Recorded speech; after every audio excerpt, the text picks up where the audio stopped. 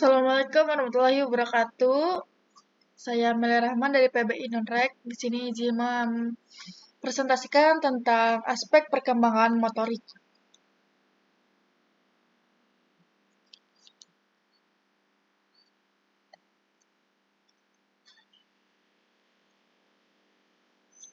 Terima kasih untuk rekan-rekan yang sudah meluangkan waktu untuk mendengarkan presentasi saya hari ini.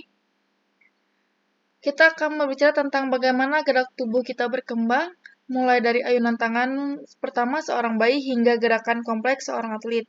Ini adalah perjalanan yang sangat menarik dan saya harap Anda semua siap untuk menjelajahinya bersama saya.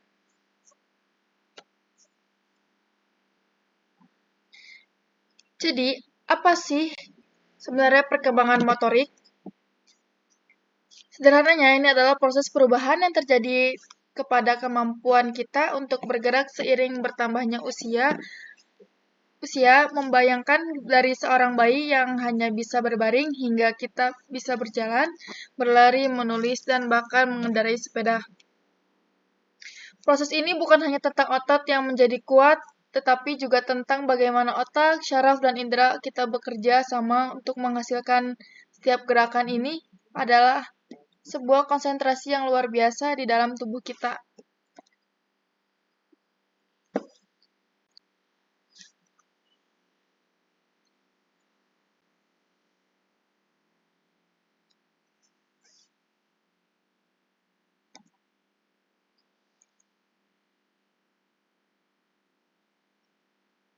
Mengapa perkembangan motorik sangat penting?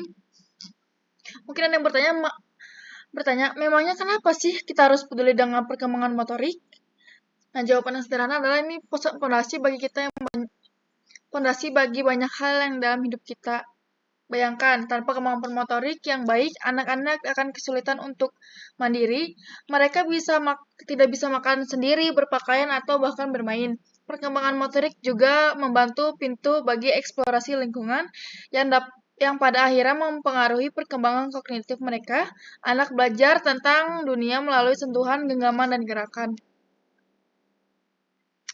Bahkan kemampuan bersosialisasi dan kesehatan jangka panjang pun sangat dipengaruhi oleh beberapa baik motorik seorang berkembang. Jadi ini bukan sekedar bisa bergerak, tapi tentang kualitas hidup secara keseluruhan. Nah, masuk ke jenis-jenis perkembangan motorik, yaitu ada dua, motorik kasar dan motorik halus. Yang pertama motorik kasar yaitu gross motor skill. Seperti namanya, ini melibatkan otot-otot besar untuk gerakan yang lebih besar dan luas. Contohnya, apa contohnya? Seperti berjalan, berlari, melompat, atau melempar bola. Ini adalah gerakan yang membutuhkan kekuatan dan koordinasi tubuh secara keseluruhan. Kemudian ada motorik halus, yaitu fine motor skills. Nah, ini kebalikannya. Motorik halus melibatkan otot-otot kecil, terutama di lengan dan jari. Kemampuan ini membutuhkan ketepatan dan koordinasi mata dan tangan, dan kontrol yang tinggi. Contohnya menulis, menggambar, menggunting, atau bahkan memasukkan benang ke dalam jarum. Keduanya ini sangat penting dan saling melengkapi. Nah, lanjut ada nanti aku jelasin tahapan perkembangan motorik infansi, toddlerhood, dan early childhood. Nah, yang pertama, tahapan perkembangan motorik infansi itu 0 sampai 1 tahun. Kita mulai dari masa bayi 0 sampai 1 tahun. Di awal, bayi hanya bisa mengangkat kepala, kemudian berguling, duduk, merangkak, dan akhirnya yang sangat dinanti berdiri dan melangkah untuk pertama kalinya. Bayangkan betapa luar biasanya perubahan yang terjadi dalam waktu 1 tahun. Next, kita masuk ke usia toddlerhood. Ke usia balita 1-3 tahun, di sini geraknya semakin mantap.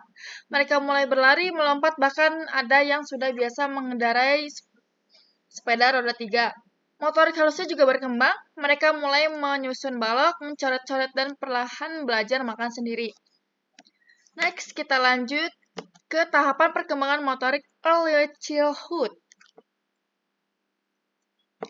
Saat masuk usia prasekolah, 3-6 tahun, keterampilan motorik mereka sudah semakin kompleks dan terkoordinasi. Mereka bisa menyeimbangkan diri, melompat tali, dan secara motorik halus, mereka mulai belajar menulis, menggambar dengan detail, bahkan mengangkat tali sepatu. Ini fase di mana anak-anak benar menguasai gerakan dasar untuk kehidupan sehari-hari.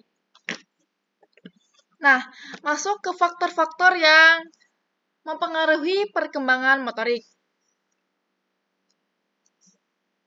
Namun, perlu diingat bahwa perjalanan perkembangan motorik ini tidak selalu mulus dan seragam bagi setiap anak. Jadi, setiap anak itu perkembangannya beda-beda.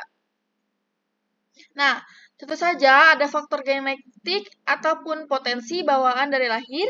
Kemudian nutrisi yang cukup sangat krusial dengan otot dan syaraf membutuhkan bahan bakar. Kesehatan anak secara keseluruhan juga berperan besar. Penyakit atau kondisi medis tertentu bisa menghambat, tapi tak kalah penting adalah stimulasi lingkungan. Apakah anak cukup ruang untuk bergerak? Apakah ada kesempatan untuk bermain dan berlatih? Dan tentu saja, motivasi serta dukungan dari orang tua atau pengasuh sangat penting. Semua faktor ini saling berinteraksi membentuk bagaimana motorik seseorang berkembang. Nah, lanjut, peran lingkungan dan intervensi. Lalu, apa yang kita lakukan sebagai orang tua, pendidik, atau masyarakat untuk mengoptimalkan motorik anak? Nah, jawabannya adalah ciptakan lingkungan yang mendukung, memberikan ruang yang aman untuk bergerak, mendorong mereka untuk aktif bermain, berlari, melompat, memanjat, sediakan mainan edukatif yang melatih motorik halus seperti puzzle, balok, atau alat-alat mewarnai. Yang terpenting, berikan dukungan dan pujian atas setiap usaha mereka, sekecil apapun itu, dan jika Anda mempunyai kekhawatiran tentang perkembangan motorik anak, jangan ragu untuk berkonsultasi dengan dokter atau ahli tumbuh kembang. Intervensi dini bisa sangat membantu.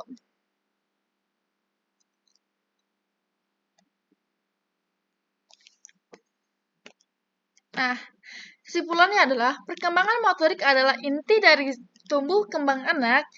Ini adalah proses yang kompleks, dipengaruhi oleh banyak faktor dari genetik hingga lingkungan. Dukungan aktif dan lingkungan yang kaya stimulus adalah kunci utama untuk mengoptimalkan potensi gerak setiap anak.